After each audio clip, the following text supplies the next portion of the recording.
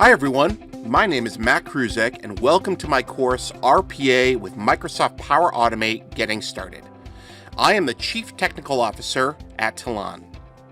In this course, we are going to be going on a journey to learn about what RPA is, why it was created, and some of the problems that it helps to solve. Some of the major topics that we will cover include what types of tools does Power Automate offer us in order to help us to create RPA workflows? What kinds of real-world scenarios would Power Automate be utilized for?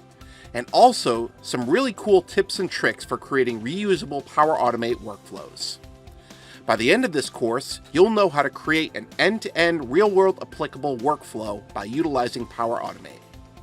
I hope you'll join me on this journey to learn robotic process automation with the RPA with Microsoft Power Automate Getting Started course at Pluralsight.